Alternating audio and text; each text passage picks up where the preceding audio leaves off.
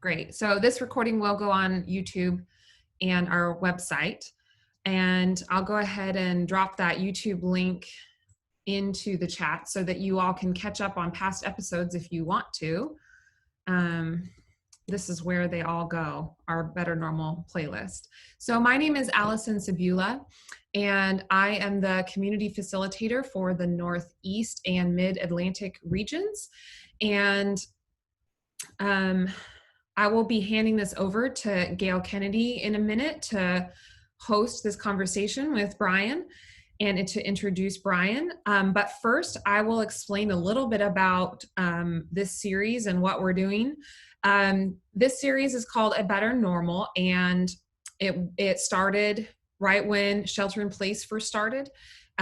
Jane Stevens, our founder and publisher, had a meeting like this one and asked our community what would be really helpful. And so what was born of that was to have these conversations. We do them 3 times a week, Tuesdays, Thursdays, and Fridays, on different topics. And we are envisioning a trauma-informed society together. So we are so grateful that you all are here to help us envision and create a trauma-informed society.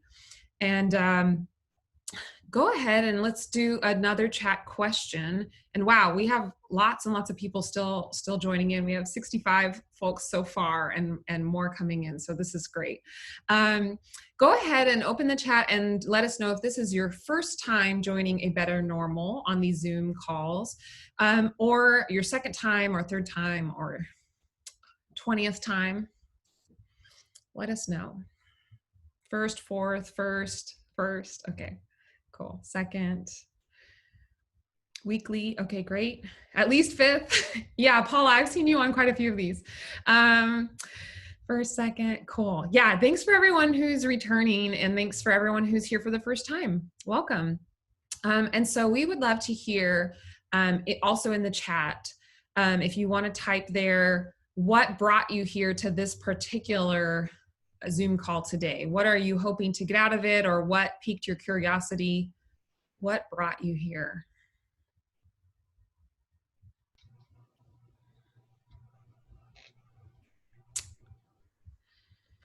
Just go ahead and put that into the chat, and we look forward to reading your answers. Or maybe something you hope to learn: building resilient communities, networking, sharing ideas, taking positive steps now for the future, saw it on LinkedIn, and I can always learn more about ACEs. Awesome. Cool, great. So I invite all of you to read these responses in the chat, especially Brian and Gail, if you want to know why everyone's here. Always looking to learn more. That's my life motto too. So thank you all so much for joining. And the format, how this will go, is that I'm going to pass this off to Gail, and then Gail and Brian will talk for a little bit. Then we will open it up to questions and comments from all of you. So while they are talking, please go ahead and throw your questions and comments in the chat. And then I will be keeping track of those, and I can then unmute you when we take questions from you all, so that you can share your question with everyone. So yeah, without further ado, Gail. Hi, everybody. Welcome, and thank you for joining us. First, to introduce myself, I'm Gail Kennedy, and I am, just as Allison, I am a community facilitator that helps support helps folks grow resilient communities. I live in California, so I support most of California communities. We have lots of staff here in California, but my main region is the capital region. And so Jacqueline, I saw that you are here from Sacramento, and you are you're in my community, the capital region of California. And one thing I want to say, and then we'll jump right in, is ACEs Connection, we have our home site that we do we share a lot of resources. We wait for you all to share resources that you have in your, from your space in your communities. We also have communities on ACEs Connections, and they're sort of like mini ACEs Connections, where the community itself. And those communities are both organizationally or sector interest based. So ACEs in pediatrics, ACEs in the faith-based community, ACEs in education, parenting with ACEs. And then we have communities that are organized around geographic areas. And today we're going to hear from Brian Semsem, and he's been really one of the key leaders in developing the Fresno ACEs initiative. So it's Fresno Trauma and Resilience Network. And he's going to talk a lot about I'll just start asking questions. I'm not going to tell you what he's going to talk about. I'm going to ask Brian, and then so Brian, introduce yourself. And what I'd like you to do as you're introducing yourself is talk a little bit about your story of how you learned about ACEs science and how you brought it back into your community. Sure. So thank you for having me. It's a pleasure to be here and to be able to share a little bit about my journey on this in this process of becoming trauma informed, and then the intersection of that journey and meeting Gail and ACEs Connection, and then through that process, networking across the nation, as a matter of fact. So again, my name is Brian Semsem. I live in Fresno, California. And for my California folks, you guys kind of have an idea, you know where we're at. For the rest of those, we're probably like right in the middle of California. We're the gateway to Yosemite. What I like to tell people about Fresno is that we are very diverse in that we have both a rural and urban context. We're the 5th largest inland city in the state of California, have the 3rd largest school district in the state of California. We have the #1 world agricultural economy in the Central Valley. And so there's a lot of diversity in our community, and that lends itself to both great opportunities and great challenges. And so I work for an organization, a nonprofit called Every Neighborhood Partnership, affectionately known as ENP. And that's kind of where my journey began. Every Neighborhood Partnership began as a just an outreach endeavor of a local church that was aware about almost 15 years ago of some of the health disparities related to lack of green space, physical activity, underperforming schools, under-resourced in a number of different ways, and high levels of poverty. Fresno, the city of Fresno has the 2nd highest concentration of poverty in the nation. Looking at the poverty index, the way they measure that is when a census tract has more than 40% of the residents in that census tract living below the federal poverty limit. That neighborhood, that census tract, is considered densely impoverished. Fresno has more neighborhoods fitting that description than all but one other city in our nation. And so we have 22 census tracts in our area that are below that. And so as a result of that, we mobilized a group of folks to just kind of come alongside and engage. And that's kind of how I started with Every Neighborhood Partnership. What they did was they mobilized volunteer base of different organizations, many of them faith-based. And so I was pastoring a church that was meeting in one of those neighborhoods. And we partnered with them to open up some green space at a local elementary school and do a drop-in recreation program on Saturdays that we call Saturday Sports. And it was designed to bring caring adults around youth to be able to engage in positive activity while giving them an opportunity to exercise, get out, and have a safe space. That was how I began to work with Every Neighborhood Partnership and kind of started my journey towards trauma-informed. 2 congregants, 2 families with 12-year-old girls had some very difficult life experiences and assaults. And as a result of that, I was very challenged on how to care for them. I was very perplexed as to what I could have done different as a pastor. And I began to look for answers. I was trying to find some answers as to how they wound up that direction. And eventually that led me to learn about the adverse childhood experience study. And when I found that, I began to recognize that probably about 90% of the church that I was pastoring had ACE scores of 7 or more. And that began my journey of learning. I recognized that I was ill prepared as a pastor to deal with the other 2/3 of the human existence. I was well versed in the spiritual aspects, but in the biopsychosocial parts, I was lacking, and I began to search for more information and education. And that's what led me to discover ACE's connection. And that was one of the ways that I met Gail. And that was, the beginning, the genesis, if you will, of my trauma-informed journey. Thank you, Brian. That is perfect. So can you talk a little about Every Neighborhood P? Yeah. ENP. Partnership. Thank you. Every Neighborhood Partnership. I just know it as ENP. Talk about that, and talk about the evolution of the Fresno Trauma and Resilience Network for us. Sure. So if you guys would be interested, I just dropped the link to our website in the chat box, and feel free to later on just check out the website. So Every Neighborhood Partnership basically began around the idea that one of the disparities in our community that we understood was between the northern section of our city and the southern section of our city. About 15 years ago, it was called out in the mayoral race as a tale of two cities. The discrepancies in poverty were all south of Shaw, which was the major street running east and west in our city, and it divided the city into the haves and the have-nots. All of the green space and access to green space, parks, and development were all north.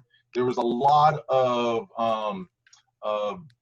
health disparities between the furthest northern zip code and the most southern zip code. There was a 20-year life expectancy differential. And at the time that we understood that, we had not yet heard of ACEs, right? And so Every Neighborhood Partnership sat out to bring resourced organizations and people around under-resourced neighborhoods. We were looking at, in Fresno, there's 92 elementary school boundaries. And so we used the geographic boundary of an elementary school to define local neighborhood. And we identified those local neighborhoods, and then we used a asset-based community development model and began to map the assets, both hard assets, which would be, buildings and other types of physical structures, but then also human capital assets, organizations, churches, associations, stakeholders that were vested in those neighborhoods. And we began to reach out to those stakeholders and see how they could come around local elementary schools and support the school. And so there's where the P comes in with Every Neighborhood Partnership. So Every Neighborhood was that linking organization to link resources to the under-resourced schools, and ultimately in the neighborhoods, the residents in those neighborhoods. And so we started very simply with mobilizing the human capital of those organizations by providing volunteer opportunities for them to volunteer on the campuses during recess. We placed them in classrooms. We held a conditional use agreement with the school district to open up their playgrounds on the weekend. And we did all the background checks, and we did the equipping. We held the liability insurance. So we did everything. All the organization volunteers have to do was show up and be willing to engage in meaningful interaction with kids, right? We took care of everything else. That's where my job came in with EMP. I have a recreational background. And so my role with EMP was to train our volunteers to facilitate recreational engagement. As I became aware of ACEs and the impact of ACEs and the relationship between physical activity and physical movement as a mediating factor for the stress response when someone who's been highly impacted by trauma, and how they have a difficult time self-regulating, I began to see the correlation between recreational activity and building of resilience and social emotional competencies. And so all the programming that we began to develop around EMP was centered around how can we help students develop social emotional competencies and self-regulation skills through meaningful engagement, fun engagement of recreation. So we begin to look at evidence-based programming such as drum circles, yoga, and we trained our volunteers to be able to facilitate those kinds of activities during recess, after school programmings, and after school programs on the weekends to build meaningful relationships. And as we continue to look at how we could do that more effectively, we realized that that was one intersection that kids had with various organizations and stakeholders in the community. And we recognized that it wasn't enough for the school, it wasn't enough for our program to be aware of this information.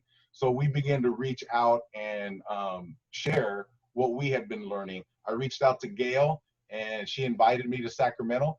And so I came and actually visited the network there in Sacramento. Happened to be like the perfect timing because they had a guest speaker that day. It was Dr. Vincent Folletti, and I actually got to meet him and hear him speak about the ACEs science.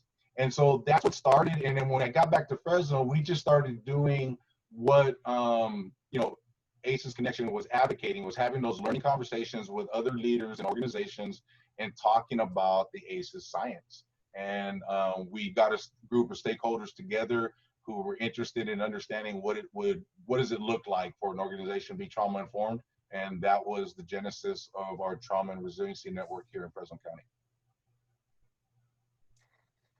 So then, Brian, tell everybody what you did next. I'm thinking about the training that you got, and then the training that you brought back to your to the network. Yeah. So for those of you that are familiar with the documentary Paper Tigers and the chronicling of the implementation of school-wide trauma-informed practices. If you're familiar with that, if not, I really encourage you to Google that and to look at that.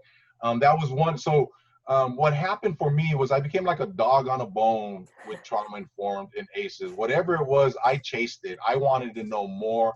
I began to go to trainings. As a matter of fact, so I'm gonna give away my age here. I'm 53 this year, and I tell people I had a doctorate in the School of Hard Knocks, but I had no formal college education apart from my seminary training. And so 2015, I went back to school, got my AA sociology, because I recognized I needed more formal training and education to better serve those that I was caring for and that I had a heart to help with. So this past December, I finished up my bachelor's in social work from Fresno Pacific University. And this August, I am entering into a master's program with Cal State University, Fresno. And so I realized that I needed that framework of education and knowledge. I had done a lot of I'm a self-learner. So, you can see from the books behind me, I've been reading and on this journey of self-development since right about 98. I had my own awakening in 98. Spiritual awakening, and that began this process of continuous learning. And then right around 2015, more academic learning. And in that endeavor, I came across Paper Tigers and the organization Community Resiliency Initiative. And as I began to look at some of their training, and they're out of Washington, in Walla Walla, Washington. And when I looked at their training, I was intrigued, and I wanted to attend their training. But I'd have to also pay for travel, so I was like prohibited that way. And then I want to say it was last year they launched an online version of their training, and so it was the first opportunity. I'm like, so I went ahead and did that. And after going through their initial course 1 training, which is what the terminology they use is trauma first aid. it's an equivalent to trauma first aid, first responders. And what I've often said is, if you have a brain and you deal with people who have a brain, this training's for you, right? It's something that everybody can use and benefit from, because it's really about interpersonal relationships.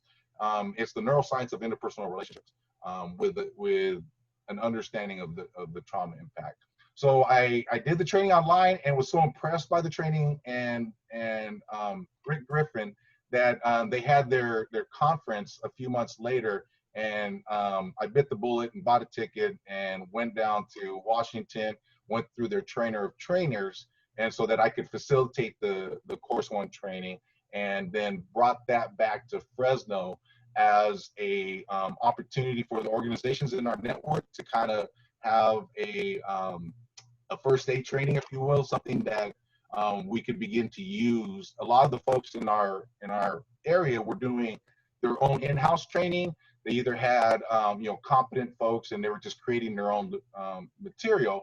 But I really felt that CRI did a really great job of distilling some very challenging scientific information and boiling it down to a way that was really digestible. And so we brought that back and began to facilitate that training.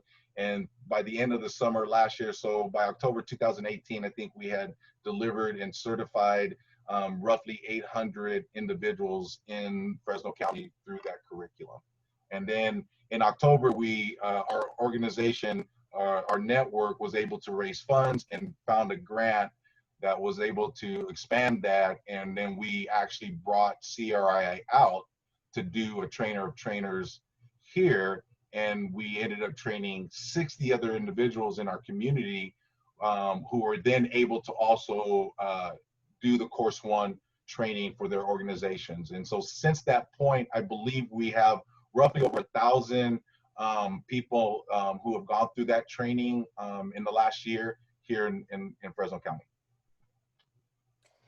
So everybody, I just dropped the link to the Fresno, the ACEs Connection page that is the Fresno Trauma and Resilience Network. So you can go and see kind of what they're doing and see more about that. So Brian, can you talk some, because you and I have been talking, but talk some about why you felt like it was time to transition, and talk some about what you are wanting to do with our cooperative. So joining Fresno County Trauma and Resilience Network, joining the cooperative of communities, and what you hope to get out of being a co-op member. Sure. So there was a question in the chat about the training I mentioned. Yeah. It's CRI, and if you Google Community Resilience Initiative, I don't know if Gail, maybe you can. Yeah, I can. I'm not very good at multitasking, but I'm going to find it right now. Yeah. Okay. And that'll take you to their page, and they're actually having some online trainings that would be available, so that'd be great too. I just found it. So the Trauma and Resiliency Network, we started, so we have to back up. I had mentioned that, in about 15 years ago in one of the mayoral races, it was first coined the term Tale of Two Cities, which was calling out the disparities in our community. And as a result of that, there began some initiatives around addressing and those health disparities that correlated to the economic disparities. So I mentioned the life expectancy differential. Well, we also began to recognize that we had a tremendous high rate of preterm birth around African American women. And so there was some work begun around that. We recognized that although we had at the time, the fourth largest school district in the state of California, we were towards the bottom of performing schools. The demographics Latino. 75% of the demographic of Fresno Unified is Latino based. And so we had a lot of these things that we began to question, like what were the underlying issues related to this? And so as a result of that, there were cross-sector collaborative groups that began to do that exploratory work and build those relationships. But what was missing was a unifying language, an understanding of the underlying issues that were related to each of those initiatives. So in our community, we have been doing that work for the past almost 15 years around cradle to career, right? So that's an educational initiative looking at how do we improve the educational outcomes from early preschool all the way through into secondary education. And so there was a lot of momentum going around that initiative. We had initiatives around health disparities. We had initiatives around poverty. We had the children's movement that was really focused on the K through 5. But all of those initiatives were looking at what were the causes, but they didn't make the connection to adverse childhood experiences. And so when we begin to look at as an organization and talk about and discover what it was that we were seeing from our mission standpoint, Every Neighborhood Partnership, in engaging those under-resourced communities. And as we started to bring in stakeholders into the conversation, those same stakeholders were also participating in those other initiatives. And so they became part of the Fresno County Trauma and Resiliency Network. And as we were kind of exploring what it was like, and as we were learning, we begin to see that trauma and early childhood trauma and toxic stress was a cross-cutting variable, right? It was the scarlet thread that tied all those initiatives together. And that is what began to really build our momentum of understanding, because now we had a common language. And so that's really what started to boost the value of the Trauma and Resiliency Network, is that what we were discovering around the ACEs science, resilience, and that was the other piece, right, was that we were really wanting to understand what are those strengths, right? Because we want a strength lens as we come to this, right? So it's easy sometimes to get stuck on the disparities and not see the inherent strengths that are also present at that time, right? So we really begin to drill down and look at the resilience science as well, right? And so when we begin to do that, it was these other initiatives saying, hey, how does that relate to the work that we're doing, right? And we began having some very specific conversations around that. So here we are now, after 3 years, this is our 3rd year as a network, and we spent the first 2 years building deep relationships with those cross-sector leaders, right? We were spending time trying to understand what they were doing internally and supporting each other. When we began to bring the trainings out, we made those trainings available to all the sector members that were participating in the network. We made them available for free for those smaller organizations who could not afford the training. The network found funding so that those organizations could go through the training and receive that kind of training. So where we're at today is we recognize that we had a good foundation of training and information, but what was missing was collecting the data and the information that really chronicled our journey and how we begin to find benchmarks on how well we're doing, right? It feels good to be in those spaces and to know and be in those conversations, but like, where are we really at? And so when we begin to look at the tool that Brian, hold up one second. Hold up 1 second, because Barbara asked, and this is, I want you to clarify, because talk about the relationship between ENP and the Fresno County Trauma and Resilience Network. Clarify that, and then we'll go into the co-op. How's that? So when I began to find out, so I was pastoring and on staff with ENP, so I was bivocational. And as I began my journey as a pastor to understand more about ACEs, and I was also on staff with ENP, I took it to our director and I asked him, because we've been working in these under-resourced communities for years, and I asked him, as I found out about ACEs, I'm like, surely our director, who is like vested in so many different initiatives. He knows about ACEs. And when I brought it to him, he was like, what? ACEs, what? And I said, look, we got to look at this. So our organization began to look at the science and begin looking at the model that was developed in Walla Walla, and started looking at some of their research and their information and what they were doing at a community level. And that's where we really began to see, like, wow. And so EMP started the internal work as an organization to begin to be trauma informed. We began to look at our programs and our practices, and we begin to implement that. And that's when we began to recognize that ACEs Connection had a digital platform that was always designed to have a physical counterpart and a local physical network of folks that were meeting together, that was using the platform as a means of dissemination of the work that they're doing locally in their community. So we begin to invite stakeholders to a meeting to learn about ACEs Connection, to learn about starting this network of collaboration, or with the focus and emphasis on the ACEs science and those cross-sector organizations beginning to implement trauma-informed practices by doing presentations and trainings. And so that EMP was the convening organization. We used our network that we had been building for years of bringing stakeholders around schools. We used that infrastructure to then bring them into the awareness of the issues related to early childhood adversity, and then bring them together to begin to learn about ACEs. And then that's when we formalized the network. And now my role is a shared leadership role in the network. And we have cross-sector partners who co-lead the network now. And so it's a separate initiative from the work of EMP. Thank you, Brian. That's fabulous. And people are commenting about it. Wow, I see wow several times.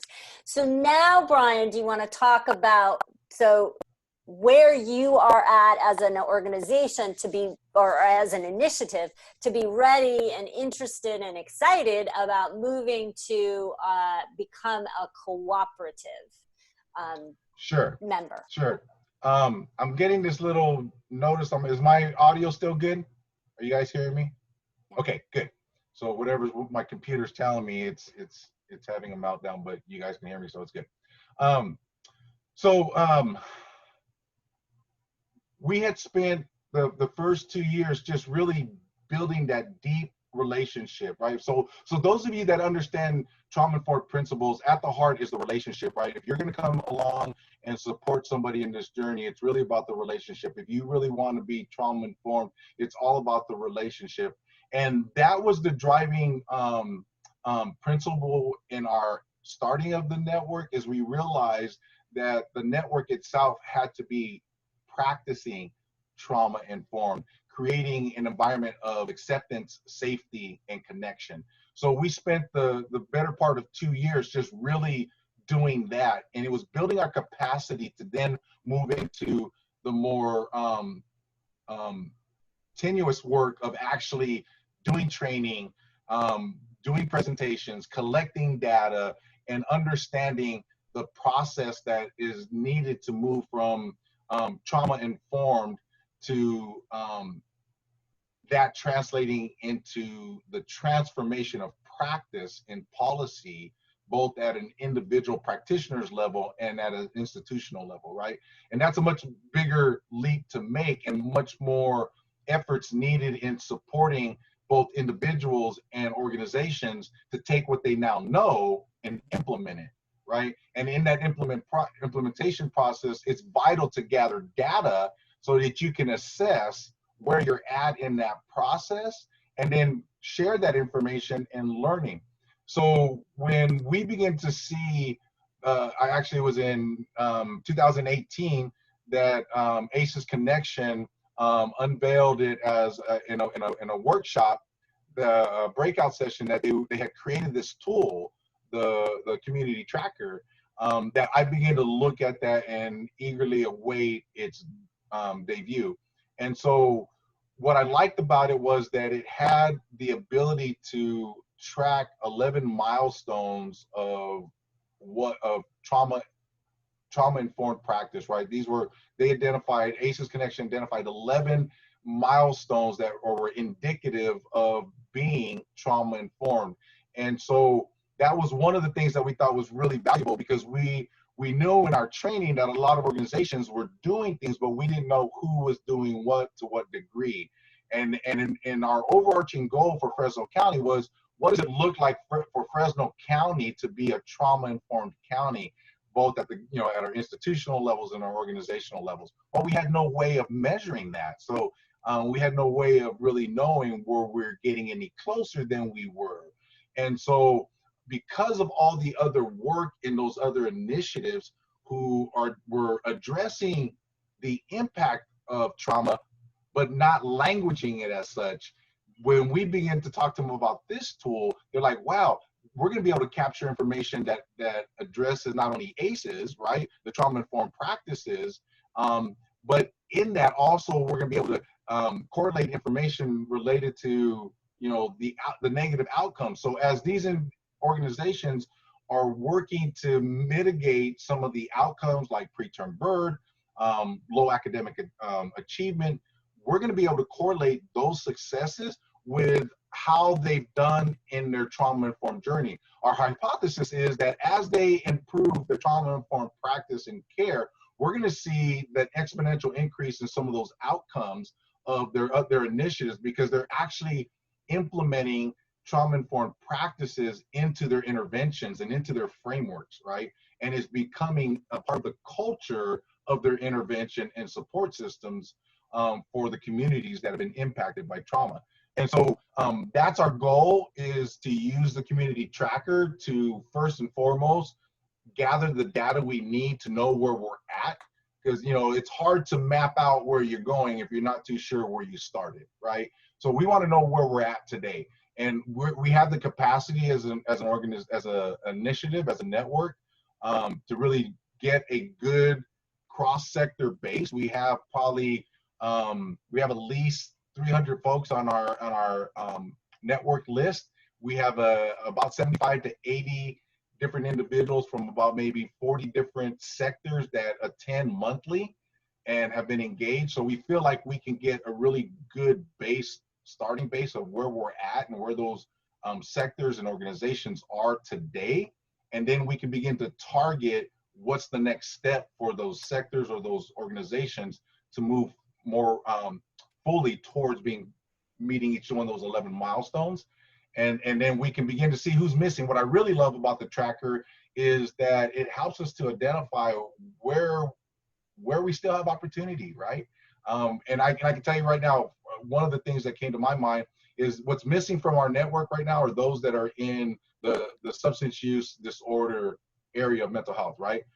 Those folks haven't been at the table. And so that was one of the outcomes as we started looking at this. We were identifying who's in our network. It's like, wow, that's a whole important sector of mental health practice that's missing. And with all the research and science about the correlation between early adverse childhood experiences and the correlation to alcohol use and substance use, that's a huge sector that needs to be involved in learning this information and understanding the underlying causes and impacts on addiction later in adulthood, right? Let alone to talk about preventative measures and how we can reduce substance use disorders if we address prevention around ACEs, right? So that's kind of where we're really excited, is because we recognize we've done a lot of work and there's still much more work to be done. So Brian, I just have to share. There's so many questions, and my different staff are like, ask him about this, ask him about that, but there are a couple of great questions. So I want to take focus in on a couple of questions. Sure. So let me look back. So let me just answer Katie's question really quickly. So Katie, you asked if who created the community tracker and can we share it? And ACEs Connection. So this is something that we created, and I will say it's a work in progress. We tend to fly ships as we're sailing them, but as Brian said, it's 11 milestones. It's looking at, it gets populated by organizations that answer it, and then it comes up on a map. And so we do have a prototype that we're going to try to find the link and pop it in here, because Martha, hi Martha, she's a fellow Davisite. Martha asked if we could if you guys could see it. So we're going to try to find that link and share it. But Brian, there was a good question about, who did it come from? Where is it? Barbara, Allison, do we want to let Barbara ask her question? Because I think this is a good one. So, Allison, should I read Barbara's question? Want me to read it? I just unmuted her. Oh, okay, Barbara, so you're unmuted. So if you want to ask your question to Brian. I had a few questions, but it was more about kind of when you're starting, right? Because we're in that the big talk in town is infant mortality. I live in Ohio, Franklin County, and it's huge there. And so, our children's hospital is very involved, but I feel that there's so many pieces that are missing that need to come together. And who do you start with to put that together? There's so many people that you want to start with, but is it politicians? Is it hospital? Is it spiritual? Who are the players that you suggest we put together to make it happen? Yeah, that's a great question. And, Artie Padilla is the founder and executive director for another couple of weeks of Every Neighborhood Partnership. He's moving on to another organization that's really going to help to build the capacity of Fresno. But he had a philosophy that we really kind of incorporated, and that's working with the willing, right? You work with the willing, and you continue to knock on doors, you continue to have coffee. And again, that's why I really stress the relational component, because there's like-minded, like-hearted people that are passionate around this issue, and there are different individuals at different junctions on that journey. And so, and it could be disheartening for someone who may be at a different place in that journey. So you do want to find those that are at the same juncture with you, because they could really encourage you as you continue to, they get you, right? They understand where you're at when you get frustrated because others aren't there. But that's what I would say is you start working with the willing, and one of the things, like I said, that we did here was that there was other people that were passionate about those other initiatives and hadn't yet seen the connection to ACEs, right? They hadn't yet seen the connection to the neuroscience that were the underpinnings for so many of the health disparities, right? So public health folks were really focusing on the public health piece and those other things, but they didn't recognize the neuroscience that we have today that supports the mind-body connection, right? That really is talking about the impact of trauma on a the body, right? And that it's the underpinning. And so when they start to see that connection, all of a sudden there's a common passion, although their area of expertise and their focus might be distinctly different, physical health versus mental health practitioners, right? But yet we find our intersection of commonality in the underlying root cause of those issues that we have taken to heart to address, right? So work with the willing. I like that. Thank you. Okay, so now I want to go shift back, and if everybody sees, we put links to see the prototype. So there's an article about the community resilience tracker, and then within there is a link to the prototype, so you guys can take a look at it. And a couple of questions, Brian, about how did you find the money for the co-op, and and what are your plans with how quickly will you be rolling it out? Yeah. So again, what that speaks to is the long work of relationship building and collaboration. So we spent 2 years just coming together and learning about what other organizations, what other champions around ACEs were motivated by and what they were doing. We really began to know each other. And as a result of that, we had this willingness to work together. And so Fresno has several initiatives, one of which is FCHIP, which is Fresno County Health Improvement Partnership. And it's an initiative around the physical health and identifying those physical health disparities and then working towards addressing those. So when we, EMP, started convening stakeholders around that, we were, we didn't want to start another organization. We wanted to find where was the best place to house this initiative, this network, and it made sense to come under the work of FCHIP. So our network actually became a work group of a larger initiative, and FCHIP saw that the trauma, the impact of trauma on the physical health outcomes of physical health as substantial. So they then took us on as a work group, and then they sought funding from their larger projects, and they began to help fund they actually helped to fund the partnership when we brought CRI out. So it was having those networks that we had folks that were able to use some discretionary funds. So the part of the cost of the co-op is roughly about $5,000 to get into that. And so Fresno County Behavioral Health, one of their managers and directors who have been in the trauma resiliency network from the beginning, he said, that's something that was within his discretionary budget.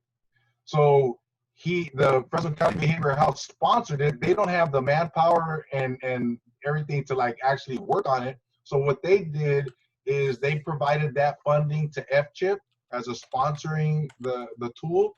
FCHIP is the fiscal agent connecting with ACEs Connection, and Fresno County Trauma Resiliency Network is the hands and feet that is going to actually be using the tool and facilitating it and coordinating all of the work between ACEs Connection and the tool. So again, it speaks to the fact that we spent a lot of time building our capacity through meaningful relationships and cross-collaborative partnerships.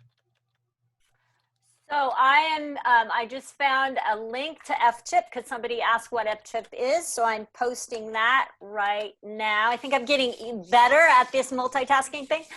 So that's in there that you can read more about FCHIP there. So one other question, I think we'll open it up. Oh, one thing, and other ACEs Connection staff have been emailing, putting links to this. We have a diversity, equity, and inclusion tool. Brian, do you want to talk a little bit about that? The link is, we posted a link, but do you want to say a little about that? Yeah, so that's actually what brought us to the awareness that we were missing the substance use disorder group, right? So that tool is a way of just identifying what partners, right? Who's in your network, right? Which organizations, and it organizes them by sector. So then you can see the various organizations within a sector, say for example, education. So in the Fresno County, we have several school districts that are in our county. And so right now we know that we're missing district level representation in our network, but we have principals, right, from schools who come to our network meetings, right? So we know that we have a lot of work in that area, and most of that is because when you're the third largest school district in the state of California, you tend to do things on your own.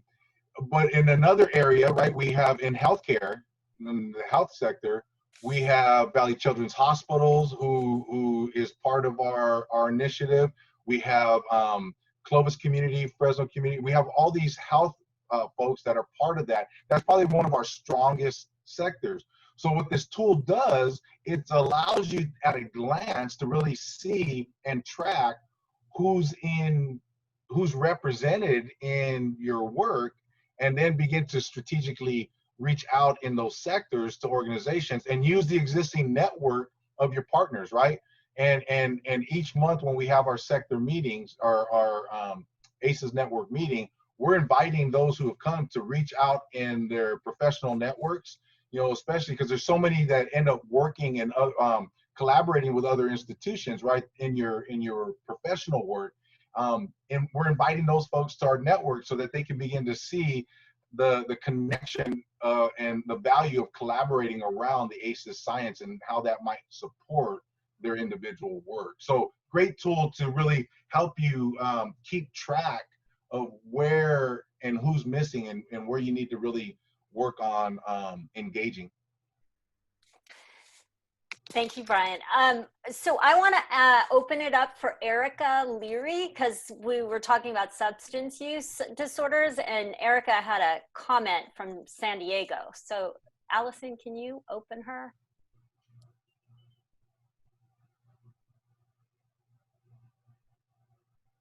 You wanted Erica Leary? Yeah. Yeah, for whatever reason, there's no ability to unmute her. So I don't know what her settings are. So maybe you could just ask the question. Okay, so she's just talking about how she says that she manages a substance use prevention coalition in northern San Diego County.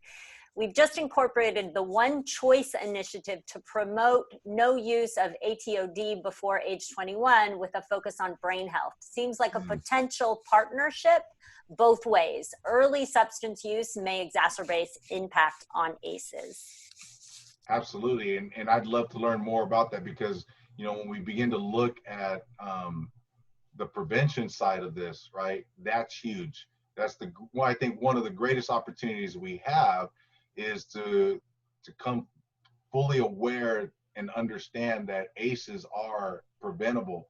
And in mitigating and preventing ACEs, there's so many. You just look at the outcomes, right? You look at the breadth of the adult onset health and life problems related to early childhood adversity.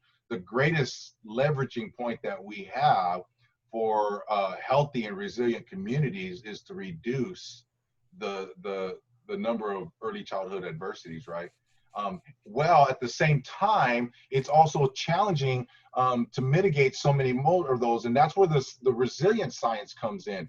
Is that there's inherent resilience in the community, and that's one of the things that we really want to push right now in our community. Is yes, there's trauma, yes, there's adversity in those communities, but we want to use the strength lens, and we're like, what's already positive and going on? There's a lot of those kinds of resilient aspects and protective factors that lie outside the scope of evidence-based practice, because they tend to be more culturally based and relationally based, which are hard to measure from a empirical perspective, but they're huge. And so many of those protective factors are untapped. We have not begun to tap those, and that's where our program, right? We found that just simply showing up playing with kids was a resilient factor, right? So the department that I oversaw at EMP, we called it recreational resilience. That was the department. All of our programming was using active recreation through safe, caring adult relationships to come along kids who were in highly trauma impacted communities to build resilience, right? And so that's a whole nother conversation. But I just really think that PE in school is an untapped self-regulation component in more of our schools. If we were to leverage the impact of physical activity to help young kids learn regulation skills by being active and physically moving, we would see, I believe we'd see the educational achievement needle move much more quickly if we begin to look at PE. And a lot of the things that we did in our programming were done under supplemental PE curriculum, because we snuck them in under the SEL umbrella and the fifth overarching standard of PE. Okay, now I'm, I'm going to share, we have a site, oh shoot. One of our interest-based communities is called Balancing Aces with Hope. And it is an interest-based community that is doing exactly what you're talking about, Brian. And I'm wondering, that might be a better normal. We could do that with the leaders of, and you're right, the resilient science is just starting. I mean, we've had a lot of, decades of resilient science, but positive childhood experiences, PCEs, the science of PCEs is just starting to come out with there's data at the state level, different states. And so we could see about getting somebody to come and talk about that. I think that would be powerful. And what I want to do is I'm going to drop my email in here. If that's okay, if anybody has questions, they'd like to email me. I would love to be able to support any of the work that you're doing. So a lot of folks, Brian, will share the chat with you because, as I said, this is an art. Allison, I applaud you again for being able to talk and read the chat. But Brian, you can look at the chat. We're reaching time. Brian, I can't thank you enough for this. I think we could have you back again. I feel like you just tipped on a few things and we could go deep on several other things, but I want to thank you so much for spending your time with us and sharing your passion and your journey, and hopefully you will continue to share your journey as Fresno County gets started on this. And I want to thank everybody that joined. It's inspiring. I want to remind you that if you are in a community and are interested in learning more and being involved, you heard some things from Brian and you're like, our community is ready to start this. And if you don't know or know that you don't have an ACEs initiative in your community, please reach out to one of us. We could either, just send an email just send it to me, gkennedy@acesconnection.com. We have staff people across the country. We have people that support international initiatives. Adriana from New Zealand has a new New Zealand page. Yay, that's just a little over a month old. So wherever you are, we can help you get something started. And if you've learned and heard from Brian, our community that does have an initiative is ready to move to the next phase, to the next step, then reach out again and we can get you hooked up with a community facilitator to help support that. So Brian, I want to let you have any final thoughts, any final words, anything you'd like to say before we say goodbye. Yes, you are already resilient, right? Because you're here, there's an inherent resilience. And here's what I love. Resilience is what we do, right? It should be a verb, right? Resiliency. And so I encourage you through the rest of today and the week, be resilient. Thank you, Brian. And thank you, Allison, for your leadership on this and supporting us with all of this. Thanks, Gail. These, gosh, I always learn so much. I'm just, thank you, Brian. Oh my gosh. We have to have you back again soon. This was powerful. I love all of the community-minded comments in the chat, especially the ones saying, save the chat. You can click on the 3 dots to save the chat. So I'm going to give everyone who wants to save the chat the opportunity to do so in case you wanted to use those links and emails for later. And we invite you to come back this Thursday. And if you go to our homepage and you scroll down a little bit on the right-hand side, you'll see where you can register for Thursday if you're curious about attending our Education Upended series. Even if you I don't have kids, And I don't work in education anymore, but I still always get a lot out of it. So we invite you to join for that one, no matter what industry you work in. And we hope to see you back at a better normal soon. And yeah, thank you so much. And this will be recorded and available on YouTube, in our YouTube channel, and on ACES Connection. So stay tuned. Thanks, Thank everybody. you, Gail. Appreciate you guys. Thank you, Bye-bye. Brian. All right. Bye.